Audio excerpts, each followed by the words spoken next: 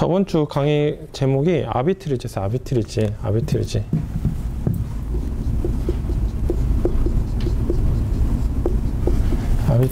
잠시만. 아비트리지 스펠이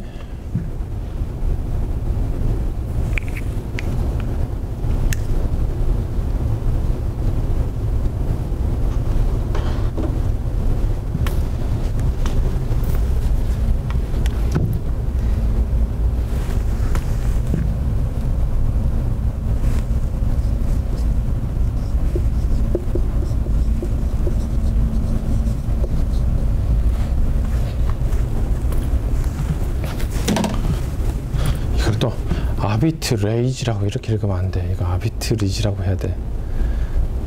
마이클, 미첼 이렇게 읽는 사람들도 있잖아. 김총들이 지금 얼굴이 긴장하고 있어.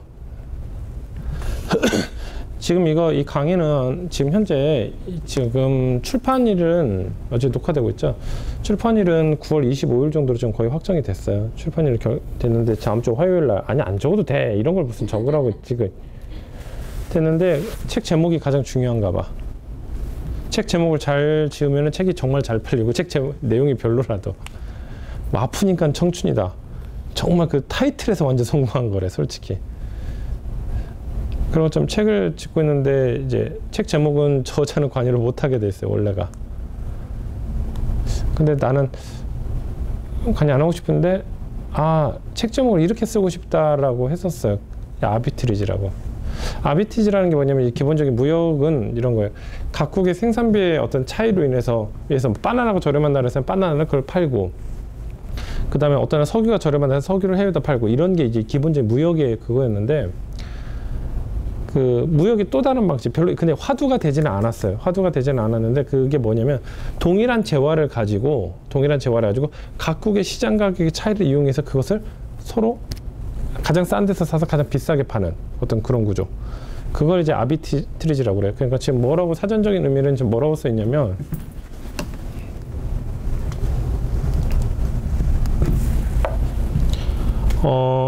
동일 상품이 지역에 따라 가격이 다를 때 이를 매매하여 차익을 얻으려는 방법. 그 다음에 또 다른 데서는 차익 거래. 동일한 상품에 대해 두 시장에서 서로 다른 가격이 존재할 경우 가격이 저렴한 시장에서 상품을 매입하여 가격이 비싼 시장에 그 상품을 매도해서 이익을 얻는 거래. 재정 거래라고도 한다. 차익 거래에서는 매입 가격과 매도 가격이 이미 결정돼 가격 변동 위험에 노출되지 않는다.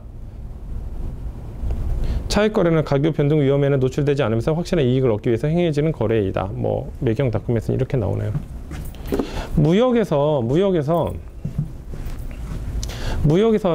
이 내용은 책에 안 써 있어요. 나도 지금 나도 계속 학습해 나가는 과정이에요. 그러니까 여러분들도 계속 공부해야 돼. 우리가 지금 현재 우리가 하는 이 비즈니스가 아비트리지랑 가장 맞고 아비트리지 같아요. 아비트리지예요, 아비트리지. 근데 왜 아비트리지가 무역에서 별로 이렇게 꽝을 못 받았냐? 기존 무역이라고 그러면 이제 오프라인 무역이 되겠죠. 오프라인 무역. 오프라인 그러니까 뭐 해상운송 쪽이겠지. 해상운송 쪽이겠지.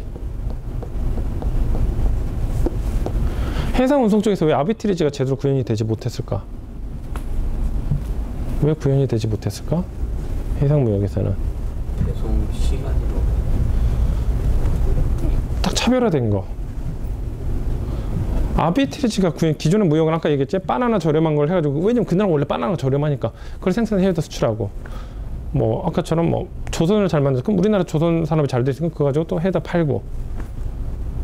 그것은 이제 제주국은 거의 그 1개국 아니면 그 몇 개국, 그 주변 몇 개국일 거고 시장이 이렇게 나눠질 건데 해상 운송으로 뭐 보통 되고. 근데 우리는 아비트리지야. 동일한 재화, 한 재화를 가지고 시장마다 이미 유통이 되고 있어. 유통되고 있는 거를 정보를 획득해서 파는 구조야. 근데 왜 기존에는 그 정도 단계까지 안 됐을까? 만약 60년대 우리가 하는 이 비즈니스를 왜 못했을까? 그렇게 생각하는 게 더 빠를 거야. 왜 못했을까?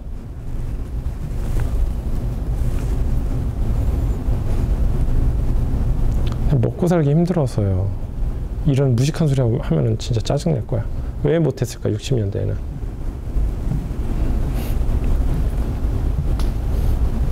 왜 못했을까?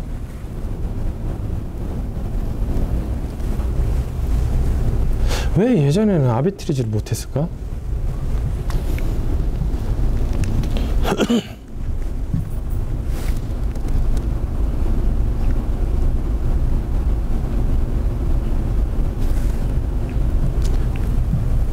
제품과 다시 조금 천천히 접근해 보자. 제품과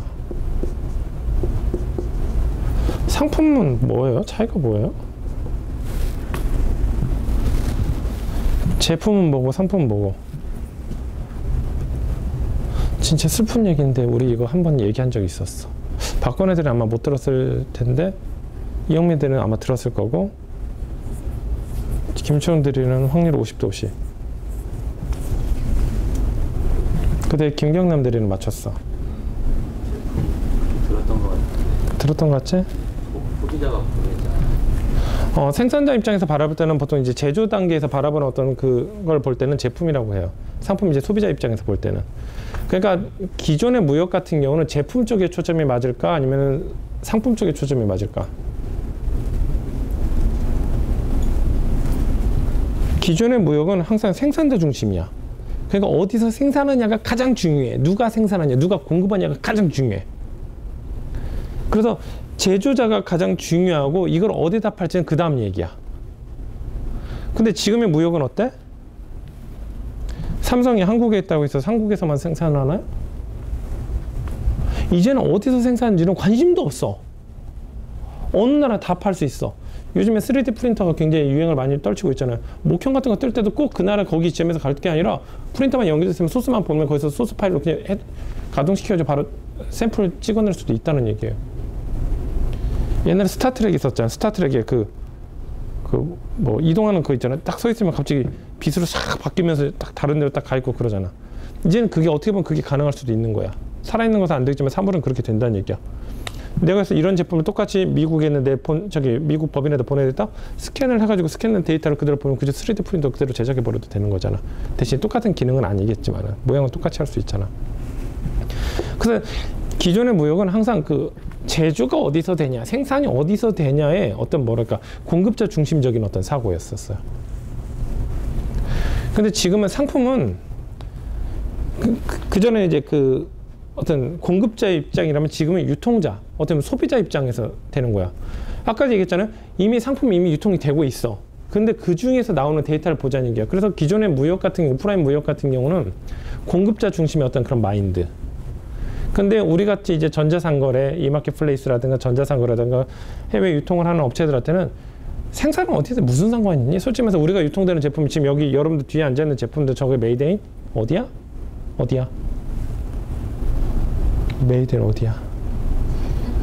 이 맹꽁이들아, 이걸 맨날 상품 보면서 메이드인 이탈리아라고 써있잖아. 관심 좀 가져라. IIS 등록할 때 팁스 물어보지 않았어요. 옆으로 또 제2의 김준호가 나왔다. 다시 보자. 그래서 기존의 무역 같은 경우는 공급자 중심이었다 그러면 이제 새로운 이제 뉴 패러다임 이런 우리 같은 어떤 이런 비즈니스 같은 경우는 공급자 중심이 아니라 시장 중심이자 소비자 중심이야. 평생 창업이 내가 어렵다고 많이 얘기해요. 왜 어려운 거냐면 평생 20몇 년, 30몇 년, 40몇 년 동안 소비자 입장에서 했던 사람들이 갑자기 어느 순간 판매자 입장에서 서야 되는 거야. 특히 평생 소비자로서 신라면 끓여 먹던 사람이 갑자기 어느 날 아침에 신라면 공장을 만들래. 회사를 운영해. 그거 불가능해? 안 가능해? 불가능하지. 그런데도 사업은 하고 싶어. 그래가지고 가장 쉬운 사업이, 그래도 눈에 많이 보이는 사업이 내가 소비자로서 맨날 가봤던 가게. 그게 이제 스님 말하면 치킨, 식당. 그게 이제 프랜차이즈가 먼저 되는 거야. 일단 내가 그 가게, 그 비즈니스에 소비자로서 많이 접근해 봤거든. 그 다음에 눈으로 보면서 그 사람 친절하냐 안 친절한지, 내가 소비자로서 이렇게 갔다 저렇게 갔다, 그 생산 로직 같은 게 또 단순하거든. 그래서 그 어떤 오프라인 창업이 많이 이루어지는 거예요. 근데 일반 비즈니스 같은 경우는 어려워. 왜냐면 그에 대한 로직도 알아야 되고 경영도 알아야 되고 인사관리도 뭐 별거 법률도 다 알아야 되겠지. 그러니까 어려운 거예요. 이 무역도 마찬가지야. 우리한테 계속 기회가 있다고 생각하는 이유가 왜 그러냐면은 어떤 패턴에 몸에 그 익숙해져 있던 사람은 이 패턴을 갑자기 바꾸는데 어마어마한 에너지와 비용과 기회비용을 수반해. 그게 우리한테는 기회야. 공룡이 한 걸음 걸을 때 세게 걸을 수 있긴 한데 빨리는 절대 못 가요. 근데 돈을 버는 사람들은 공룡의 어떤 한 걸음보다는 그 사이도 유밀조밀 빠져나가는 사람들이 돈을 벌어. 우리도 마찬가지야. 현재 이 산업에 대한 패턴이 지금 그러니까 공급자 중심의 어떤 산업 패턴이 소비자 중심으로 바뀌는 데는 1년 안에는 절대 해결되지 않아요. 절대로. 아니면 영영 해결이 안 될 수도 있어. 굉장히 어려운 거니까. 그 다음에 기존의 해상 운송에 대한 어떤 오프라인 무역 쪽이 보통 현재 거래액의 거의 한 90% 이상을 차지해요. 그러다 보니까 어떤 전자상거래, 항공물류로 진행되는 우리 같은 전자상거래 쪽은 까지 오는데도 시간이 굉장히 오래 걸린단 말이에요. 왜냐면 해상 운송으로 된 오프라인으로 대변되는 이런 해상 운송 무역이 1, 2년만 시작됐나? 몇백 년을 그렇게 진행을, 몇백 년이 뭐야? 몇천 년, 몇만 년이 진행됐을지도 몰라. 그래가지고 이런 어떤 뭐라 그럴까, 기존의 어떤 그 패러다임이 정말 불가능할, 그러니까 무너지기 힘들다. 우리나라 어떤 그 뭐랄까, 그 천민이라든가 그 산업공사의 어떤 그런 제도가 바뀌어지는 데만 해도 어마어마한 에너지와 비용과 어떤 농민 항쟁이라든가 그런 것들이 수반이 됐었잖아요. 그 정도 비용이 들지 않으면 뭔가 바뀌기가 힘들어요. 근데 우리 경쟁자들이 우리가 돈문을 번다는 사실을 알매도 불구하고 우리를 따라갈 수 없는 거? 그게 우리 경쟁력이야. 또 다시 돌아오면은 현재 아비트리지 같은 경우는 전형적인 소비자 중심적인 사고예요. 소비자 중심적인 사고. 소비자 중심적인 사고로 시작을 되는 거고. 근데 그게 이제 비즈니스까지 되려면 먼저 뭐가 돼야 될까? 각국의 시장 정보를 리얼타임으로 실시간으로 알 수가 있어야 돼요. 실시간으로. 옛날에는 어떻게 했어요? 옛날에는 인터넷이 없었을 때는 해외 각국의 어떤 시장 정보를 알고 싶다 그러면 어떻게 했냐면 무역협회라든가 오퍼상들이라든가 그런 쪽에다 비용을 내요. 비용을 내면 기다리세요. 비용은 150만 원입니다. 시간은 15일 드릴 테니 15일만 주세요. 그럼 15일 동안 저 현지 그 법인을 통해서 저희가 다 시장 조사해서 드릴게요. 보고서 날라오는 거 한번 의뢰도 해봤어요. 해봤더니 보고서 한 4장짜리. 근데 별거 없어요. 그런 식으로 해 항상. 그 다음에 뭐 마케팅을 해야 되겠다, 회사 알려야 되겠다 그러면 뭐 했냐면 팩스를 보내는 거예요. 그때는 국제 팩스로 인터넷 팩스가 또 없었지. 국제 팩스로 보니까 얼마나 비용 하나 보내는데 2, 3천원씩 4, 5천원씩 한 장당 그렇게 되는 거야. 근데 한 1000개업체, 2000개업체 그걸 발송해야지만 한 겹체 연락 올까 말까지. 그럼 2000개업체만 보낸다고 생각을 해봐요. 얼마나 많겠냐고. 근데 지금은 안 그래요. 각국에서 유통되는 정보라든가 가격이라든가 그 다음에 그런 것들이 실시간으로 포착이 가능해. 그래서 정보의 어떤 획득이, 정보에 지금 현재 우리가 이런 상황까지 올 수 있는 게 굉장히 좋은 게 뭐냐면 정보 획득이 간단해. 정보 획득이 수월해. 일본에서 지금 현재 이 앞에 있는 이 삼각대, 일본에서 가격이 유통 최저 가격이 얼마인지 알 수 있는 방법이 뭐가 있죠? 대답 좀 해. 뭐가 있어? 김청룡대로 해봐. 뭐가 있어? 아래 것들이 있어가지고 얘기를 못 하겠어? 우리나라에서는 이 유통 가격이 얼마인지 알아보는 방법 뭐 있지? 네이버 가격 비교 사이트에서 검색하면 되잖아. 모델명만 넣으면 되잖아. 일본에서는 어떻게 또 찾아? 일본도 가격 비교 사이트, 일본 가격 비교 사이트 뭐죠? 카카쿠닷컴이라고 있잖아. 미국에는 그냥 아마존에서 검색해봐도 되고, 이베이에서 검색해봐도 되고, 아니면 구글 쇼핑에서 검색해봐도 되고. 미국도 가격 검색 사이트 많이 있어요. 영국에도 있어요. 영국에도 있고, 중국에도 당연히 있고. 쉽게 검색할 수 있어. 아니면 그 나라에서 가장 유명한 쇼핑몰에서 그냥 상품 모델만 해서 검색해보면 돼. 최저가로 정리를 한 다음에. 얼마나 간단해.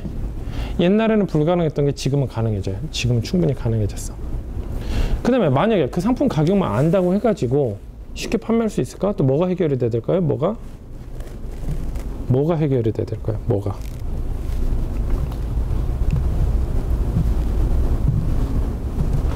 다시 옛날로 돌아가자. 60년으로 돌아가자. 내가 이제 이 매직을 하나 팔려고 그러는데 일본이랑 중국의 가격을 알았어요. 왜냐면 친구가 다 있어. 전화해서 물어봤어. 야, 이거 얼마나 파냐? 우리 그거 한 2,000원에 사. 일본에서 2,800원 사. 나 이거 1,000원인데? 그럼 바로 팔 수 있나? 또 뭐 어떤 게 문제가 직면하죠? 어떤 문제가? 그러니까 그런 최악의 상황에 가정을 했을 때 문제가 직면한다? 그럼 그 얘기가 뭐냐면 그게 지금 우리한테 그게 무기란 얘기야. 지금 이 로직 봐요. 현재 장점을 찾는 방법은 뭐냐면 극단적인 반대의 상황에서 그게 왜 지금의 결과까지 못 오는지를 이유를 대봐. 그럼 그 이유가 지금의 장점인 거야. 다시 보자. 어떻게 그 정보를 알아냈어. 근데 왜 그때는 그렇게 쉽게 우리처럼 판매를 하지 못하지? 또 뭐가 수반이 돼야 되지? 뭐가 수반이 돼야 될까?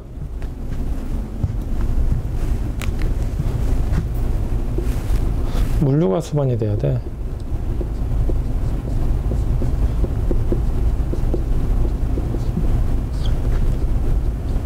물류 시스템이 구축이 돼야 돼. 봐봐요. 내가 여기서 중국에다 전화했어. 이거 매직 얼마야? 2,800원, 2,000원. 오케이, 우리 1,000원 팔아야 되겠다. 팔려고 보니까 배송을 뭘로 해야 돼? 해상운송으로 해야 돼. 해상운송에 내 컨테이너를 하나를 풀로 채워야 된대. 내가 그걸 어떻게 알아? 풀로 판매될지 안 될지를.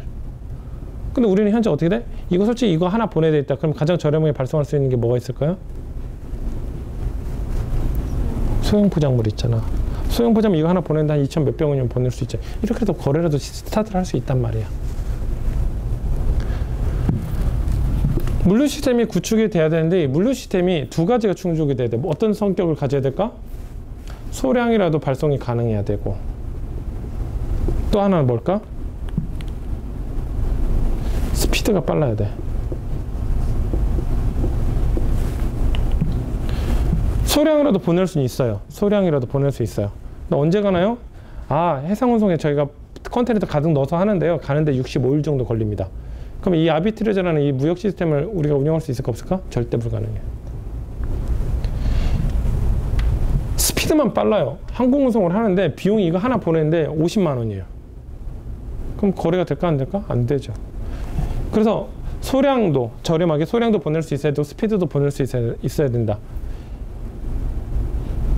그래서 현재 우리가 운영하고 있는 항공운송이에요. 항공운송. 항공운송이 옛날에도 비쌌을까? 옛날에도 쌌을까?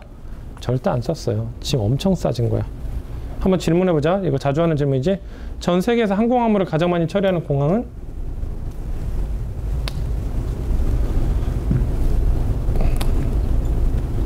어디일까? 전 세계에서 항공 화물을 가장 많이 처리하는 공항은 어딜까?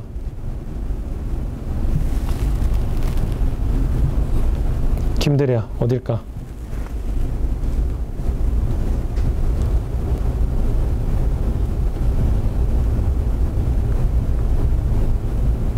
빨리 얘기해봐.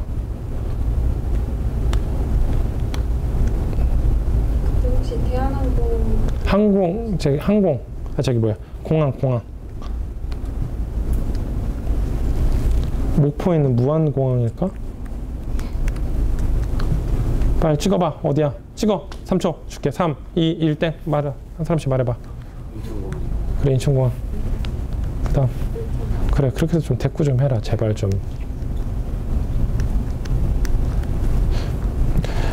인천공항 맞아요. 전 세계에서 항공화물을 가장 많이 처리하는 공항이 인천공항이야. 두 번째, 전 세계에서 항공화물을 가장 많이 처리하는 항공사는 어딜까? 대한항공이야. JFK 공항이 어떻게 돼 있냐면 원형으로 돼 있으면서 여기서 이렇게 공항이 이렇게 건물이 이렇게 돼 있어. 뭐 1, 2, 3, 4로 돼 있나? ABC로 들어있나? ABC로 아마 돼 있던 거지. 대한항공이 A청사인가 아마 그럴 거야. 메이저 공항부터 A, B, C 이렇게 부여가 돼. 근데 대한항공이 A청사고 아시아나항공 C청사인가? D청사인가 아마 E청사인가? 아마 그렇게 돼 있는데 JFK 공항 들어가는 순간 대한항공 경납 엄청 그 화물터미널 큰 것들이 많이 보여요. 물류센터가. 와, 역시 물류량이 굉장하구나. 뭐 그런 것들, 그런 어떤 잠재적인 어떤 인프라를 가지고 있다는 것이 우리한테는 굉장히 유리하게 작용하고 있어요. 그래서 우리나라 현재 운송 비용이 전 세계에서 다 이렇게 받지는 않아요. 뭐 일본 같은 경우는 우리나라 운송비가 거의 한 60%대, 유럽 같은 경우는 우리나라 운송비가 거의 한 40%대, 미국 같은 경우는 한 50%대밖에 안 돼요. 뭐 이런 것들. 그 다음 또 뭐가 있을까?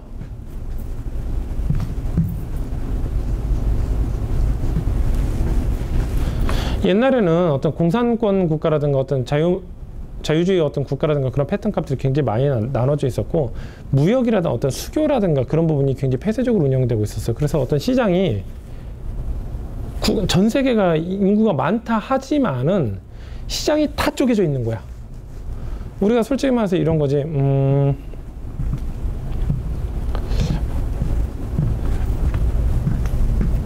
뭘 얘기를 해볼까?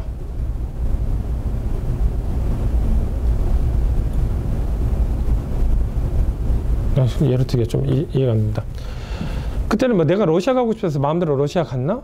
근데 한때 대만이랑 또 수교가 끊어진 적이 있었죠. 대만 가고 싶을 때 마음대로 대만 갔나? 한때 중국도 마찬가지고.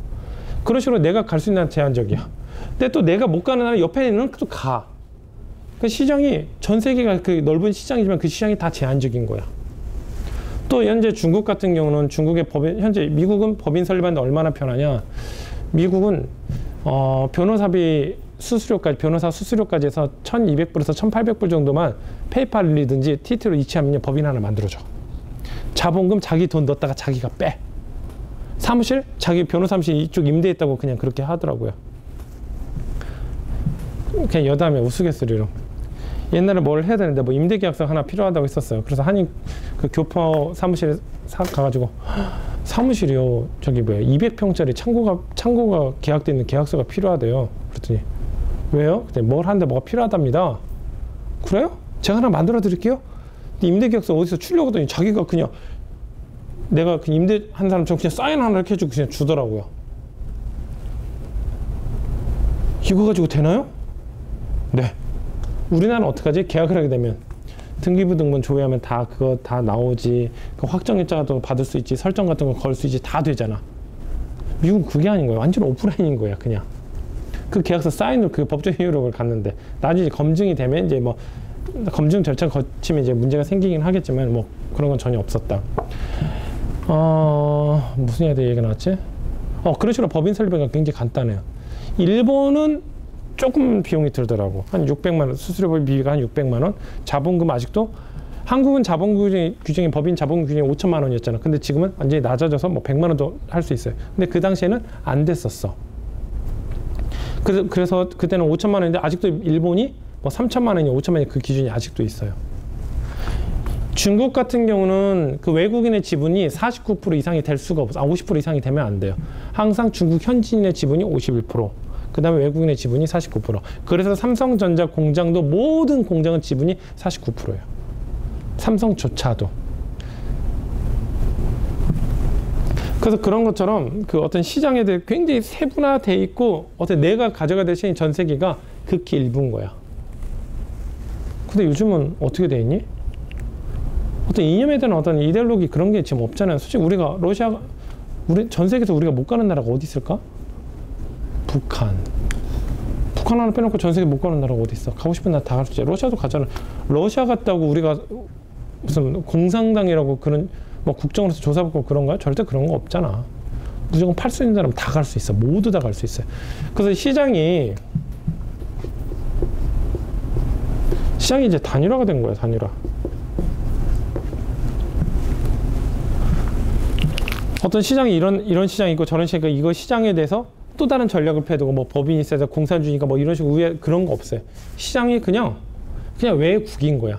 우리가 부산 갈 때, 포항 갈 때, 뭐 대전 갈 때 이런 마인드 가는 것처럼 러시아 가는구나, 싱가포르 가는구나, 어디 가는구나. 그 나라 써야 될 때 왜 안 하는가? 뭐 어느 나라 화폐든지 다 바꿀 수 있잖아. 뭐 여권 뭐 비자가 필요한 나라 비자 발급 받으면 되는데 웬만한 나라는 거의 무비자 체결고 거의 다 돼 있죠. 그러니까 웬만하면 우리나라 한국 비자는 웬만한 데 다 갈 수가 있고. 시장이 단일화됐고 또 그 다음에 또 뭐가 좋을까? 옛날에랑 틀린 거. 옛날 한 6, 70년대 지금이랑 많이 달라진 거.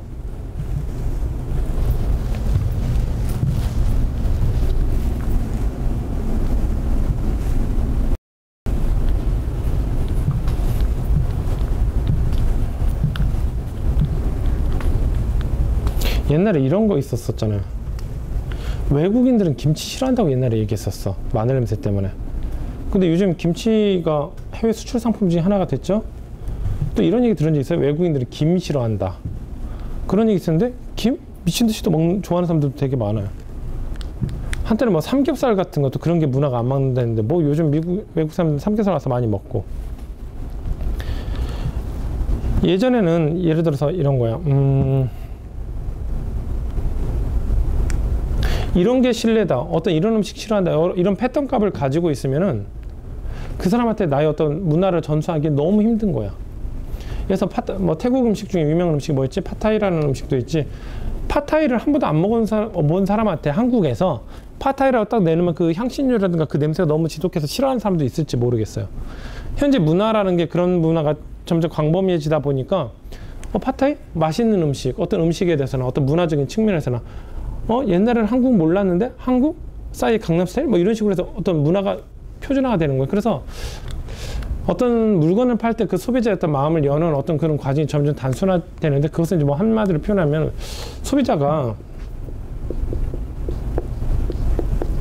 소비자의 표준화가 이루어지고 있어 지금 현재.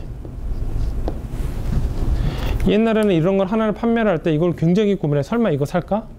야, 이걸 하는데 어떤 결례가 되지 않을까?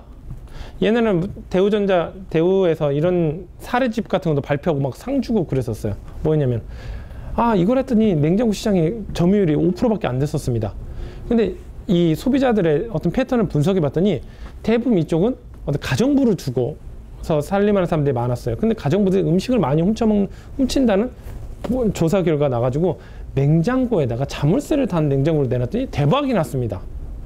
어떤 그 무역의 어떤 사례라든가 뭐 어떤 마케팅 사례로 뭐 그런 것들이 계속 그런 홍보하는 시장을 분석할 때 이런 사례가 있었습니다. 이런 사례가 있었습니다. 이게 기존의 마케팅 방식이었었어요. 기존의 마케팅 방식이고 기존의 무역 방식이야. 이 나라 사람들은 이런 걸 좋아한다더라. 이 나라 사람들은 이런 걸 좋아한다더라. 그런 게 돼 있었는데 지금은 기업들이 영리해진 거야. 영리해진 거야. 그래서 상품을 잘 만들어서 이거 사실래요라고 물어보는 게 아니라 내가 만든 상품을 이미 만들어 놓고 이 상품에 대해서 사용할 수 있는 좋은 문화를 선보이는 거야. 미국이 그 짓이야. 미국이 그 짓을 굉장히 잘해. 미국의 다양한 원조부터 해가지고 다양한 문화를 계속 보여주잖아. 영화 같은 거나. 그런데 희한하게 근데 미국 영화를 많이 본 사람들 미국 문화에 대해서 전혀 이질감이 없어.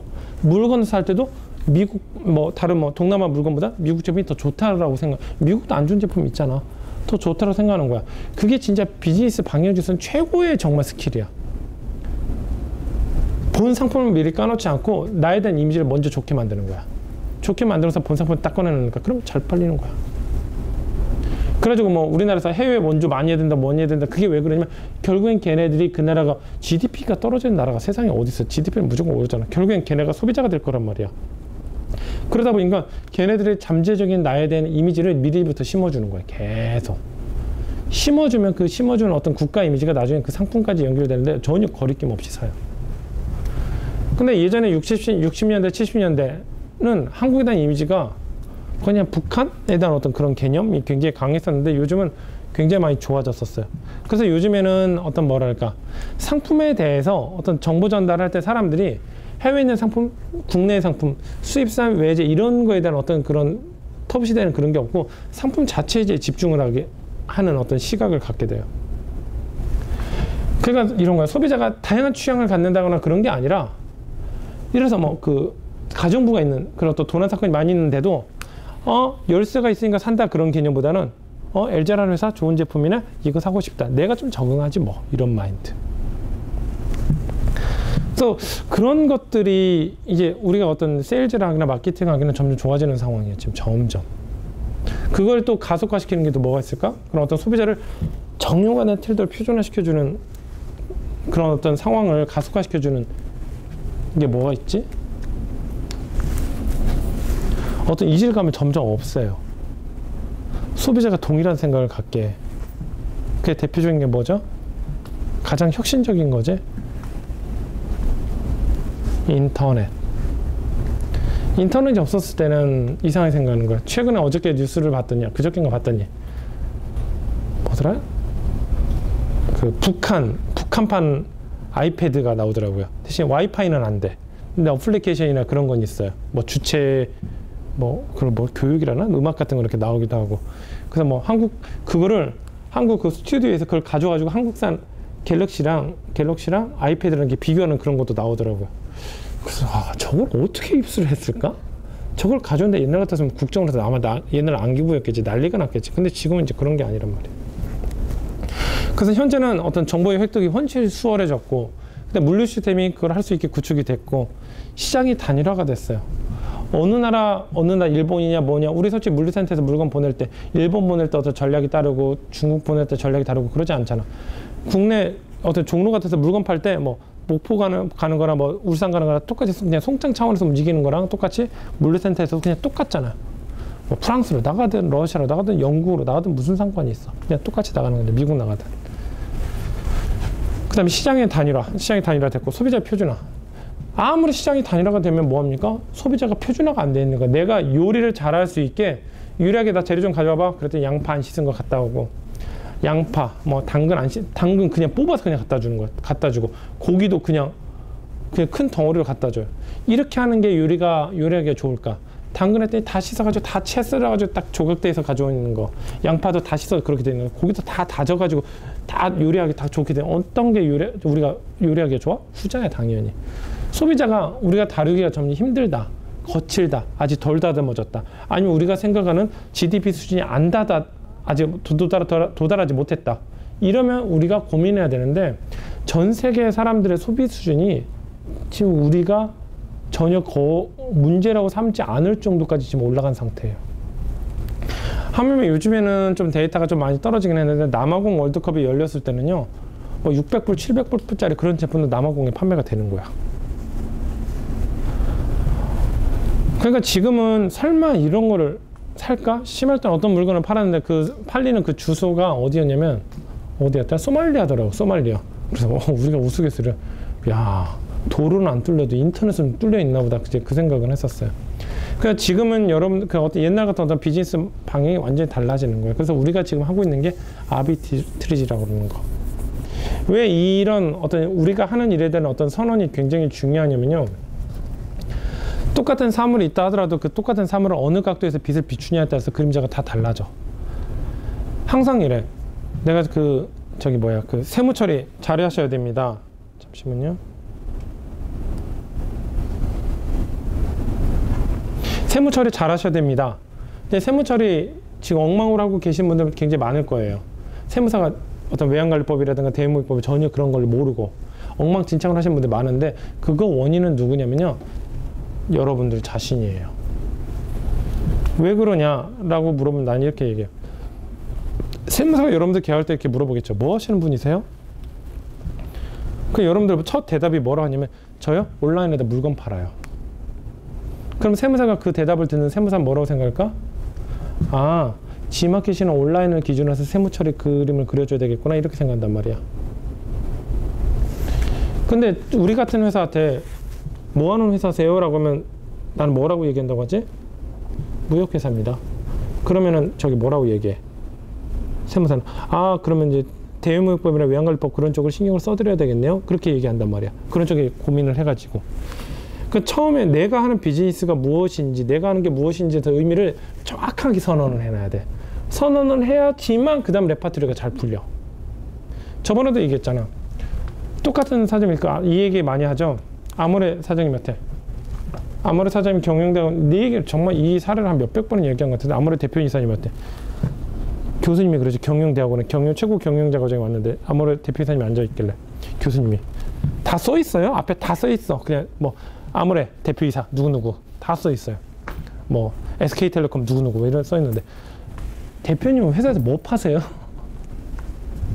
그리고 실제로 그렇게 했더니 같이 앉아있던 이제 그 경영자들이, 저 인간이 미쳤나? 모르나? 아모레를? 그런 식으로 쳐다보는 거예요. 그러면서 화장품이라고 얘기하겠지? 다 그렇게 했는데 그분이 뭐라고 얘기냐면, 저는 아름다움을 판매하는 회사입니다, 이렇게 얘기한 거예요. 만약에 우리 회사도 마찬가지고 모든 회사도 마찬가지야. 대표가, 내가 화장품 회사에서요? 야, 우리는 아름다움을 판매하는 회사야. 야, 돈 벌 것 좀 찾아와봐. 신사업 좀 찾아와봐. 그럼 어떤 걸 찾아올 수 있을까? 화장품은 당연한 걸 거고. 뭐 요가 아카데미, 이건 해당이 될까 안 될까? 되겠지. 아름다움이 맞으니까. 아니면 어떤 패션 쪽도 사업 영역에 들어갈까 안 들어갈까? 들어가겠지. 또 뭐가 있어요? 아름다움이랑 관련된 거? 뭐가 있지? 패션, 요가, 뭐 포토, 사진 쪽도 연관이 있을 수 있어. 더 아름답게. 할 수도 있고 뭐 그렇게 확장 범위가 넓혀지는데 야 우리 회사는 화장품 잘 만드는 회사야. 대표가 딱 이렇게 선언하는 순간 돈 벌 거리 찾아와. 그럼 이제 직원들은 어떻게 움직여? 항상 화장품 카테고리에서만 움직여지는 거예요. 항상 레고 얘기를 많이 하죠. 레고 블럭을 5개 가지고 만들 수 있는 거랑 500개 가지고 만들 수 있는 거 작품 횟수를 몇 개나 차이가 날까? 레고 블럭 하나 가지고 이거 배지 않습니까? 이렇게 하면 할 말은 없는데 그거 해봤자 5개밖에 더 되지 않나 솔직히? 근데 500개 가지고 만들 수 있는 게 얼마나 많겠냐고요. 그러니까 대표 어떤 리더, 특히 여러분들 리더야. 리더가 내가 어떤 식으로 방향을 설정하느냐, 어떻게 그것을 의미를 두냐에 따라서 결과감은 완전히 틀려지는 거예요. 완전히. 여러분들도 마찬가지예요. 이 시장이잖아. 시장이 여러분한테는 리더야. 여러분이 이 시장을 어떻게 부여를 하고 어떻게 의미를 두고 어떻게 해석하냐에 따라서 뒤에 나오는 그림자는 완전히 틀려요. 완전히. 그래가지고 항상 내가 얘기할 때 항상 나는 원래 서두가 길어. 원래 서두가 길어. 왜냐면 서두가 길긴 하지만 그 서두가 왜 우리가 이 일을 하는지, 어떤 진행 상황이 있는지, 우리가 어떤 큰 목적을 가지고 있는지가 얘기가 나오면 그 다음부터 내가 조금 디테일한 설명이 부족해도 그 바운더리에서 움직일 수가 있단 말이야. 그런데 앞에 서두가 아예 없어요. 항상 스킬적인 측면만 막 10가지 가르쳐봐. 그럼 제 11번째 스킬을 지시했을 때 그걸 할 수 있을까? 못해. 그래가지고 항상 우리가 하는 일이 어떤 식으로 어떻게 구현이 되는지를 꼼꼼하게 체크를 해야 돼요.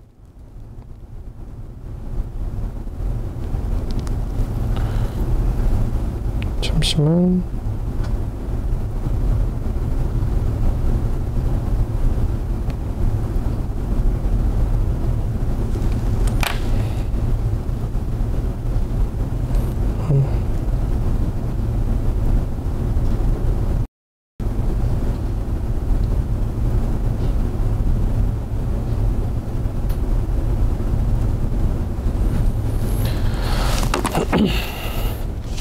그래서 이런 마인드로 여러분들 다시 말씀하고 있는 게 뭐냐면 이제 간단히 쉬운 예로 얘기하면은 무슨 새우빵이라고 해야지 보통 붕어빵 틀이 아니라 새우로 이렇게 만들어서 팔더라고요. 그걸 새우빵이라고 해야 되죠. 옆에 붕어빵 가게는 장사가 안 되고 새우빵이 잘 팔려. 좀 더 심하게 극단적인 예를 해보자. 똑같은 반죽을 쓰고 똑같은 팥을 썼는데 한쪽은 장사가 잘 돼. 한쪽은 붕어빵을 팔아. 한쪽은 장사 안 돼. 근데 다른 한쪽은 뽀로로빵을 파는 거야. 초등학교 앞에서. 똑같은 반죽, 똑같은 양, 똑같은 팥의 양을 다 쓰는데 똑같은 굽는 시간. 결국엔 이 둘의 이 뽀로로빵을 만드는 사람의 핵심은 뭐라고 생각하는 거지? 맛이라고 생각하는 걸까? 그 모양이라고 생각하는 거야. 틀이라고 생각하는 거야. 남들이 붕어빵, 어느 고등학교 앞에서 붕어빵이 대박이 났네? 내가 돈 벌어야 겠다. 그럼 그 붕어빵에 가서 붕어빵 가게를 똑같이 해야지 붕어빵 틀 사다 파는 게 아니라 대신 어떻게 좀 더 잘 구워볼까 뭐 그런 게 아니라 내가 팔아야 될 상품이 뭐냐라고 의미를 다시 둬야 되는 거야. 무조건. 그래서 우리가 얘기할 때는 붕어빵이 나의 상품이라고 판단하는 사람들이 많은데 절대 아니야. 붕어빵 틀이 내 상품이야. 붕어빵이야. 내 자산을 가지고 내 무기를 가지고 내 상품을 가지고 나온 산출물인 거지. 어떻게 붕어빵이 내 상품이냐고. 내 상품은 붕어빵 틀이야. 내 플랫폼이 붕어빵 틀인 거라고. 그래가지고 이베이도 마찬가지예요. 내 상품을 이런 얘기 많이 하세요. 이 상품을 예를 들어서 이런 제품 한번 볼까?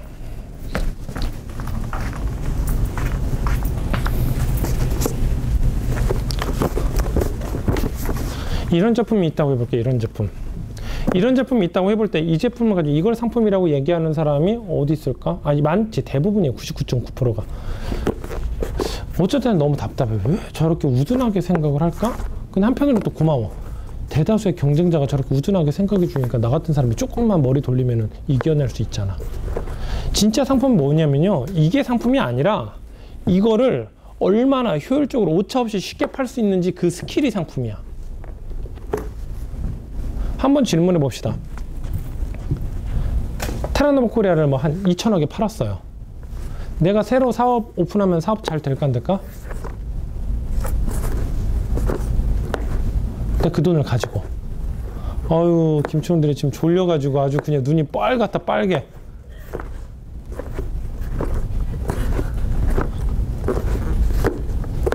내가 그 2,000원 가지고 다른 사업체를 하나 만들었어요. 이런 비슷한 걸로. 만들 수 있을까 없을까?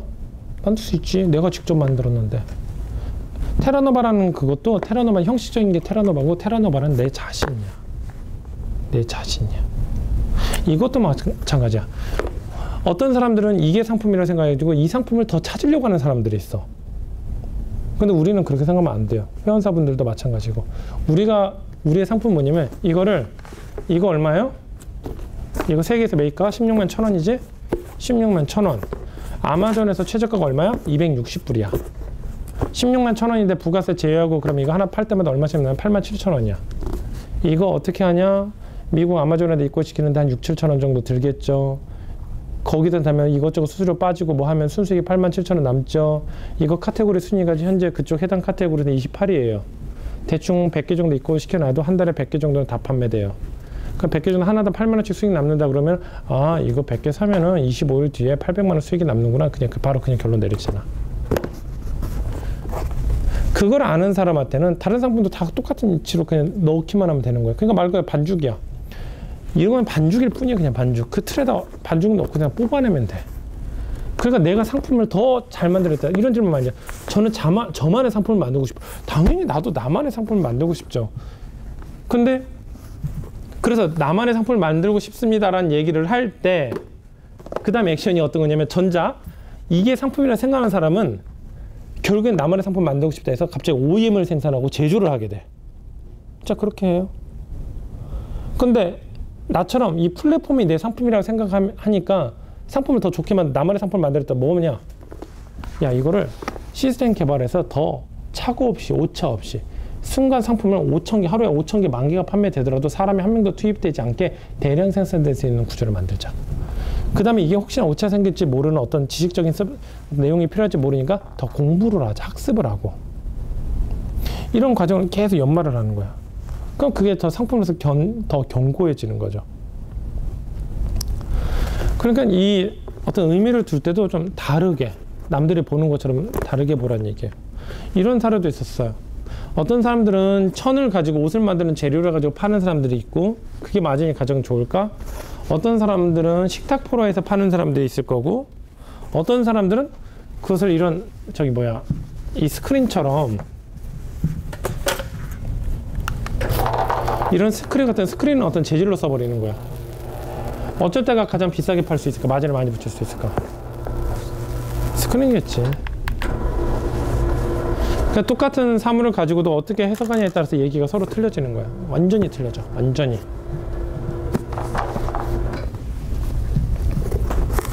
그래서 항상 남들이 생각하는 것처럼 똑같은 생각으로 생각하려고 하지 말고 좀 더 다르게, 좀 더 다른 각도로. 지금 몇 시나 됐지?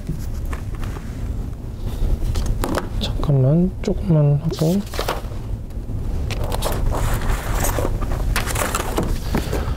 그래서 그런 생각을 항상 가지고 이쪽 시장을 봐야 돼요. 그 다음에 지금 현재 우리가 이제 그 1차 소싱 국가로는 지금 한국을 하고 있지만 일본이 지금 2차 소싱 국가예요. 왜 일본을 소싱을 하게 됐냐면 일본? 어떤 상품에 대한 그래서 현재 지금 강의 테마는 아비트리지입니다.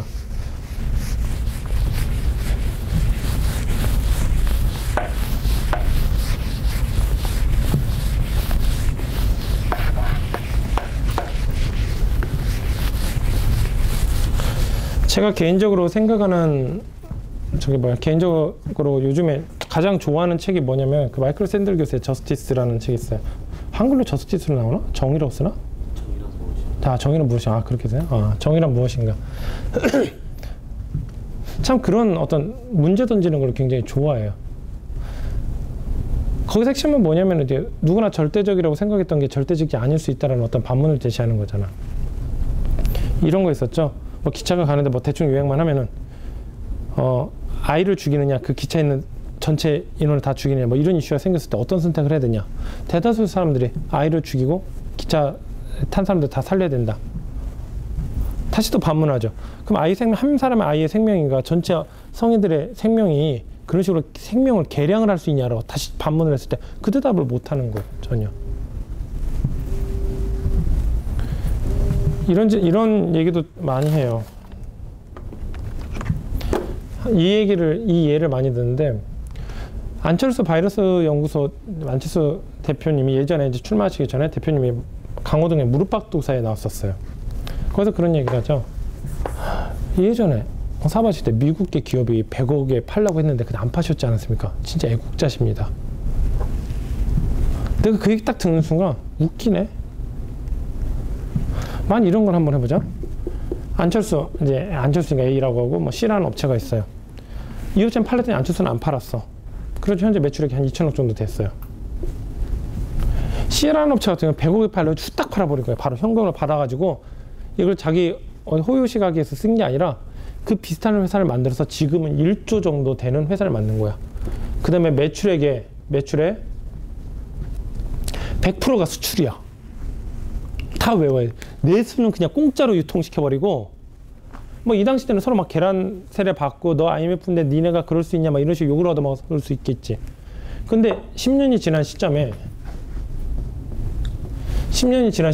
매출이 1조 국내 국민들한테는 공짜, 수익의 100%는 다 수출, 그 다음에 시장 점유율 99%, 뭐 극단적인 경우 뭐 마이크로소프트처럼 뭐. 그렇다고 한다면 다시 안철수를 다시 인터뷰를 하겠지. 강호동 무릎팍도사에서. 그러면 강호동 무릎팍도사에서 강호동이 뭐라고 했을까? 대표님 왜 그때 그런 실수를 저지르셨습니까? 그 안철수는 열받겠죠. 이 뚱돼지가 10년 전에는 나보고 애국자라고 하더니 이제 와서는 지금 왜 그런 실수 저지 이런 얘기를 할 수 있단 말이야. 그러니까 어떤 상황에 대해서도 이렇게 다룰 수 있다는 거. 한때는 초등학교 때 이제 책을 보면서 우리 뭐 세계에 대한 어떤 사회 그런 데서 이제 배우잖아요. 우리나라 인구 밀도라든가 인구 밀도, 인구의 수, 그 다음에 위치, 강대국의 어떤 포열돼 있고 역사적으로 계속 우리는 치우치고 이런 생각도 있어요. 미국처럼 우리가 땅덩이라도 넓었으면, 미국처럼 자원이라도 많았으면, 어떤 나라처럼 자연환경이 좋았으면, 야 우리나라는 발전할 수 있는 게 전혀 없구나라는 생각을 했어. 전혀. 그렇더니 인구가 이런 얘기도 있더라고요. 웬만한 사람들이 창업을 했을 때 망하지 않으려면은, 잠시만요.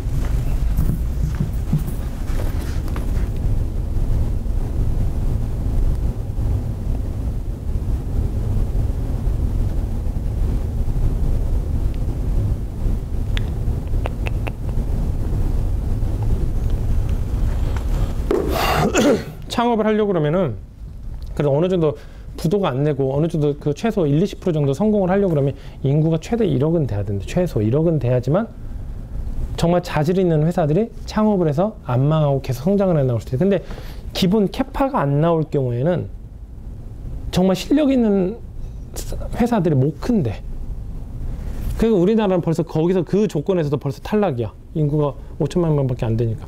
왜 우리 김충들이 졸릴까? 엎드려서 자. 괜찮아. 자. 노래 불러줄까? 뭐 당신은 사랑받기 위해 뭐 그런 노래 있잖아. 다시 얘기합시다. 그래서 그렇게 되는데, 그런 어떤 데이터를 봐도 한국이 정말 없구나, 뭐 커질 수 있는 요인이 하나도 없는 거야. 근데 일본 같은 경우는 또 너무 탐나고, 일본은 그래도 영토도 많고 인구도 많고. 그래서 중학교 때 그냥 문득 그냥 공부하면서 이제 딴짓 생각하는 거예요. 야, 내가 왜 이런 나라에서 태어났을까? 근데 지금 이제 보면서 지금 이제 현재 해외 전자상거래 시장에서 이제 한국이라는, 코리아라는 이제 입장을 보면서 많은 생각을 하게 돼요. 인터넷 보급률.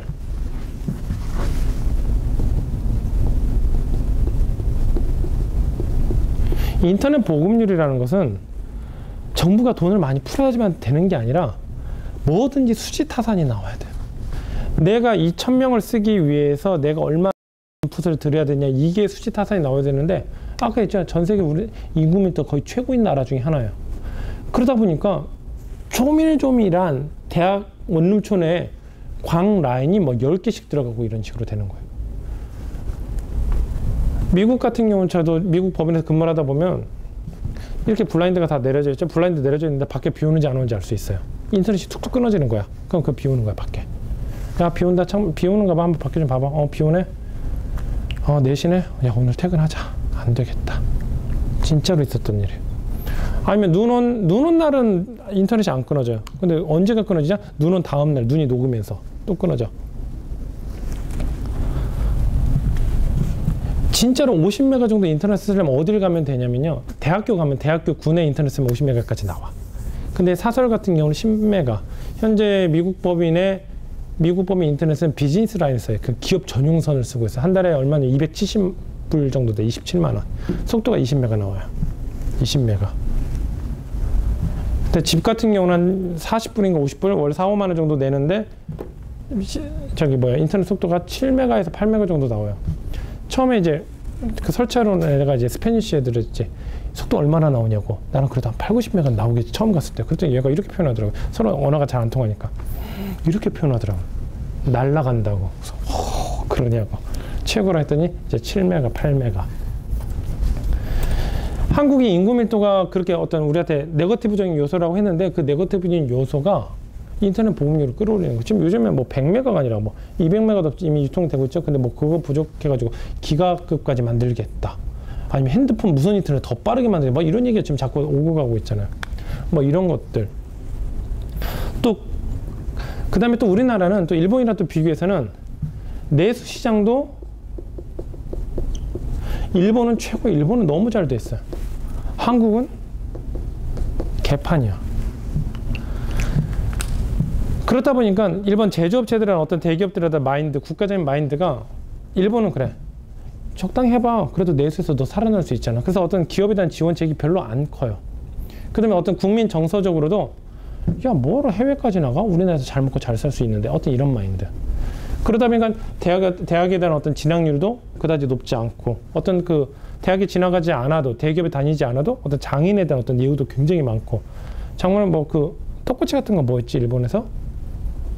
그거 하나만 만들어도 한 달에 뭐 500씩 600씩 알바만 해도 3, 400씩 벌 수 있고 내수장이 워낙 잘 돼 있으니까 흔히 말 오타쿠 같은 생활을 해도 전혀 문제가 안 되는 자기 할 거 다 해가면서 근데 우리나라는 어떻게 돼? 내수 시장은 일단은 개판 창업하면 죽는다 공무원이 최고다 공무원이 아니라면 무조건 우리는 해외 나가야 돼 그러니까 어렸을 때부터 영어 교육해야 되고 대기업도 수출하겠다면 정부에서 수출에 대한 기업은 모든 지원을 다 해주는 거예요 그러니까 어떤 내수에서 안정된다는 어떤 그런 내수만 가지고 충분하지 않냐 어떤 그런 풍토가 깔려있는 일본과 내수가 지금 어림도 없으라는 어떤 위기의식을 가지고 있는 한국에서 대하는 자세가 틀린 거지. 그래서 수출에 대한 지원책이라든가 수출에 대한 어떤 인프라라든가 수출에 대한 어떤 데이터베이스, 수출에 대한 어떤 무역 네트워크 시스템이 너무 잘 돼 있어요. 전 세계에서 자기 집에서 수출 신고를 할 수 있고 수출 신고를 마음대로 할 수 있고 거기 관련된 어떤 구매 확인서는 제도가 있는지 그런 어떤 제도 여부 그다음 어떤 외환관리법이라든가 모든 절차를 자기 집 PC에서 할 수 있는 나라는 전 세계에서 우리나라밖에 없어요. 일본 같은 경우는 수출 신고 한 건 하는데 10만원에서 20만원 정도의 비용을 줘야 돼. 한 장 하는데. 그것도 관세사들 선임을 해가지고 인터넷을 못해요. 미국은 그런 관세사도 거의 없어요. 그래서 그걸 하려면 보통 브로커라고, 우리나라 브로커가 나쁜 의미인데 브로커한테 의뢰를 해야 되는데 가까운데 브로커가 거의 없다고 하더라고요. 브로커 비용 엄청 비싸고. 그러니까 할 때는 보통 한 50만 불, 100만 불 이런 단위로는 수출 신고하는데 에이 50불, 100불 그런 건 안 해요. 그 다음에 한다 하더라도 우리나라는 혜택이 많이 부가세 환급이라는 제도 있고 수출적이 쌓일 수 있는데 미국은 특징이 뭐냐면 전 세계가 내 나라라고 보는 마인드가 강해요. 그러니까 옆에 주로 돈을 송금할 때와 옆에 주에 물건 팔 때와 다른 데 물건 팔 때 돈을 송금할 때 똑같은 기준이에요. 법률도 그렇고. 근데 우리나라 같은 경우는 어떤 그런 개념이 아니죠. 그런 개념이 아니다 보니까 모든 시스템이 최적화되어 있는 구조예요. 어떤 지정적인 위치, 어떤 열강들의 사이에 있지만 어떤 허브 기지로서의 어떤 물류 기지로서 허브 기지로서의 역할도 할 수 있기 때문에 물류비가 떨어지게 되는 거고 그런 나라에 살고 있는 최대 항공사인 대한항공의 물류량이 그만큼 처리량이 또 많은 거고 어떤 그런 예전에 네거티브적인 어떤 요소들이 지금은 무기가 돼가는 것 같아요. 무기가. 그래서 우리가 안 된다라고 할 게 아니라 될 수도 있구나, 될 수도 있구나, 이런 걸 생각을 해야 되고, 그 다음에 내가 우리한테 부족한 점을 자꾸 이렇게 인식하기보다는 우리한테 이미 주어진 것 중에서 다른 색다른 무기가 될 수 있지 않을까, 그런 걸 생각해야 되는 게 굉장히 강해요. 해외 전자상거래 쪽에 예를 들어서 아까 어떤 그런 물건들, 이런 물건들 우리나라 옥션 그래요. 이런 물건 하나 팔기 위해서는 사진도 정말 디테일하게 찍어야 돼. 연출샷도 잘해야 되고. 근데 우리도 판매해봐서 알지만 이걸 이쁘게 잘 꾸며놓는 것보다는 실제 사진을 찍어서 판매하는 게 더 판매량이 더 나을 수도 있어요. 그게 한국에서는 저는 이해가 안 됐었어요. 근데 지금은 이해가 돼. 지금은. 한때 미국에 생활하면서 똑같은 상품인데 한 사람은 상품 위주로 정말 디테일하게 꾸며놓고 한 사람은 그냥 탁자에도 그 대충 찍어놓고 올려놓으면은 습관적으로 이 사람한테 사는 거야. 똑같은 가격이면. 왜냐면 왠지 얘는 뭔가 거품이 있을 거라는 생각이, 느낌이 자꾸 드는 거야. 세상에 공짜가 없다. 이 정도 작은 뭔가 투자할 정도라면 얘가 더 싸게 살 수 있는데 얘가 비싸게 파는 거야. 일단 그런 느낌. 근데 얘는 그냥 찍었네? 시리얼 번호 찍었네? 아, 말 그대로 그냥 염가 세일이구나. 그래서 믿고 구매하는 어떤 그런 성향을 가지게 되는 거고. 그래서 뭐 우리가 지금까지 알고 있었던 뭐 돈이 많아야지만 비즈니스를 할 수 있다? 뭐 그런 게 아니라 우리가 다룰 수 있다는 것도 충분히 이해가 되잖아요. 그래가지고 항상 여러분들이 이쪽 그 비즈니스 하면서 오늘 이따 저녁 때도 아마 회의를 하겠지만은 그런 걸 하면서 또 절대적으로 생각했던 게 절대적이지 않을 수 있다는 걸 먼저부터 생각을 해야 돼요. 모르겠으면 일단은 나한테 물어봐. 근데 나중에 해외에 나갈 기회가 있으면 내가 옳다고 생각했던 게 그럴 수가 있다는 걸 계속 보라는 얘기예요. 그거 보면은 그게 돈이 될 수가 있겠구나. 해외에서 오래 살았던 사람들이 한국에 와서 비즈니스를 잘 못하는 이유가 뭔 줄 알아요? 진짜 비즈니스 잘하는 사람들은 그 초창기 때 갔던 사람들 가면, 해외 같은 데 가면 2, 3개월 동안 느끼는 게 많지 한 6개월, 7개월 넘어가 어떻게 돼? 그 문화에 적응이 돼. 어느 순간 지금도 그래. 저도 그래. 미국 가면 미국이 원래 이래. 한국에 오면 한국은 원래 이래. 이런 쪽인데 처음에 미국 갔을 때는 이거 왜 이래? 이해가 안 돼. 이렇게 하는 애들이 왜 문에다 이런 어떤 클래시컬한 이런 도락을 달아놨을까? 디지털 도락, 우리나라 좋은 게 있는데 왜 얘는 이렇게 쓰지? 다르네. 그 2, 3개월 동안 생각이 많으시는데 나중에 그 문화에 적응이 되면 생각이 안 나.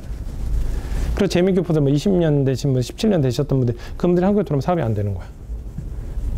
문화적인 어떤 차이라든가 어떤 사회 저변의 어떤 차이를 보고 돈 벌거리 딱 찾아가지고 해야 되는데 어느 순간 그냥 당연하게 받아들이는 거야. 근데 그때는 이미 늦었어요. 그때는. 그래가지고 해외 같은 데 가면 항상 마트 같은 데 가보고 굉장히 좋은 기회야. 근데 마트 같은 데도 가보고 시장 같은 데 가보고 그 문화를 한번 느껴봐야 돼. 그러면 그런 작은 차이 하나가 나중에 돈 벌 수 있는 기회가 생기는 거예요. 그래서 오늘은 여기까지 하고요. 내가 지금 MD 팀들을 왜 이렇게 얘기하냐면 자꾸 그 미시적으로 보려고 하지 마. 미시적으로 보면요. 계속 미시적으로밖에 안 보여. 그게 나중에 훈련이 된다? 우리한테 경영의 자원은 몇 가지가 있다고 했지? 내가 자주 물어볼 거야.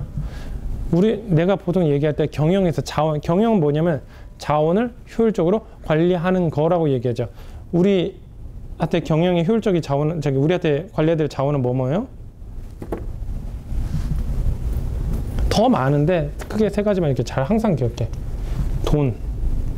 두 번째는 시간. 세 번째는 인력. 돈을 많이 쓰는데 시간도 줄일 수 있고 인력을 많이 줄일 수 있다? 그럼 돈 쓰는 게 나아, 훨씬.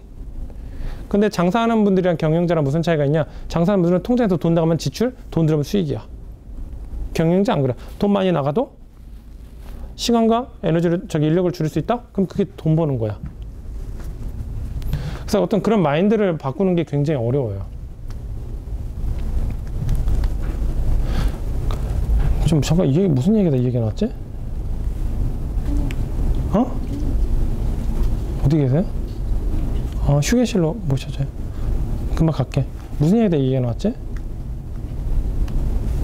경영의 자원, 엔디드. 그 전 얘기 바로.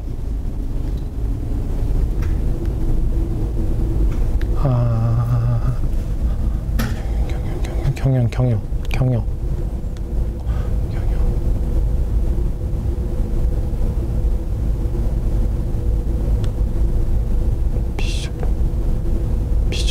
미시.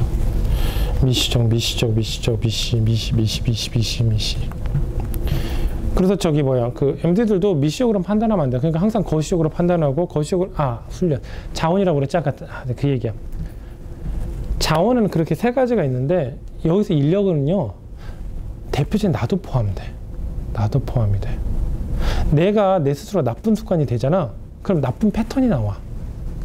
그래서 항상 거시적으로 계속 생각하려고 하는 게 뭐냐면 거시적으로 생각해서 거시적인 어떤 그런 걸 찾아야 되겠다 그게 아니라 거시적으로 생각을 노력을 안 하면 내가 자꾸 미시적으로 생각해야 돼. 왜냐면 그게 일반적인 사람의 특징이니까. 그게 몸이 훈련이 된다. 그래서 여러분들도 마찬가지예요. 여러분들도 여러분 스스로를 훈련시키는 거야. 계속 자기 자신을. 그러니까 이걸 뭐라고 그래? 이중인격자 그 뭐라 그러지? 약간 사이코패스 그런 건 아니고 자기가 자기 자신을 훈련시키는 거야. 내가 한 번도 주식에 투자한 적이 없어요.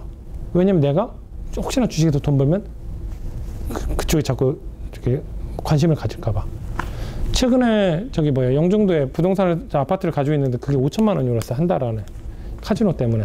그래서 그 다음 액션 한 게 뭐냐면 부동산에 연락해서 그거 빨리 좀 팔아주세요. 근데 그분이 그러더라고요. 몇 개월 뒤에 호재가 또 있는데요? 아니 하지 말아요. 저 사업하는 사람이라서 이런 식으로 유행 한번 생기면요. 다음에 계속 부동산만 볼 것 같아요. 이런 것도 마찬가지야. 여러분들도 거시적인 안목을 계속 훈련을 시키잖아. 그럼 나중에 그렇게 돼. 근데 미시적으로 자꾸 생각을 하잖아. 그 당시에는 성과는 빨리 나와요. 대신 빨리 나오는데 나중에는 그게 여러분들을 잠식시켜. 여러분들을 무너지게 만들고. 그래서 경영은 시간이랑 또 뭐? 돈, 인력. 근데 인력에는 여러분도 해당돼. 여러분 자신도. 나도 내 자신이 자원이야. 그러니까 항상 그런 거를 생각해 두면 괜찮을 것 같아요. 오늘 여기까지 합시다. 수고했어요.